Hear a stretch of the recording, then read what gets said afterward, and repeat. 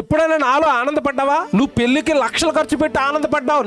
నా కూతురు పెళ్లి ఘనంగా చేశాను, లక్షలు ఖర్చు పెట్టాను, చికెన్ వేసాను, మటన్ వేసాను, ఓ పెద్ద AC hall function hall book చేశాను, అబ్బా నా కూతురు పెళ్లి ఘనంగా చేశానని పెళ్లి చేసి ఆనందపడ్డావు.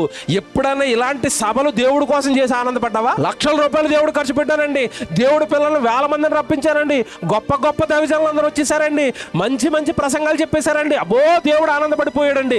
నేను దేవుడిని ఆనంద పెట్టాను. ఎప్పుడు ఇచ్చావు దేవుడికి ఆనందం? ఒక పాపి మారితే పరలోకంలో దేవుడు సంతోషంగా ఉంటాడు. పాపి మారాలి అంటే వాక్యం వినాలి అంటే ఇదిగో ఇలాంటి కార్యక్రమాలు జరగాలి.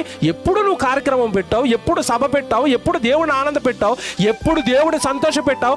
ఎప్పుడు బాధలు చెప్పుకోవడానికి దేవుడి దగ్గరకు వచ్చావు తప్ప సంతోషంగా ఉన్నప్పుడు సంతోషాలన్నీ మనుషులకి ఇస్తారండి, మళ్ళీ ఆనందాలన్నీ మనుషులకి ఇస్తారు. సభలు పెట్టండి, దేవుడి కోసం బ్రతకండి అంటే లేవు బ్రదర్, డబ్బులు లేవు బ్రదర్, మా కుటుంబం చాలా లేములో ఉంది. పెళ్లిళ్ళు మాత్రం లక్షలు, బర్త్డేలకి వేలు. అప్పుడు ఎలా వచ్చే డబ్బులు? కొడుకుని ఆనంద పెట్టాలి, కూతురుని ఆనంద పెట్టాలి. మ్యారేజ్ డేలు చేసుకుంటారండి చాలా మంది. పెళ్ళి అయిపోయి 30 ఏళ్ళు అయిపోయినా సరే వేలు ఖర్చు పెడతారు ఆ పెళ్లి రోజు. ఎక్కడి నుంచి వచ్చే డబ్బులు? నీ ఇష్టాలకు వస్తాయి డబ్బులు, నీ సంతోషాలకు వస్తాయి డబ్బులు. దేవుడి కార్యక్రమాలనేసరికి నేను చాలా పేదవాడినండి. చూసారండి, బాధలకు, కష్టాలకు, కన్నీళ్లకు దేవుడు వేదిక అనుకుంటున్నావా? నిన్ను పుట్టించింది ఎప్పుడు నీ ఏడుపు కొట్టు గోలెండానికి అనుకుంటున్నావా?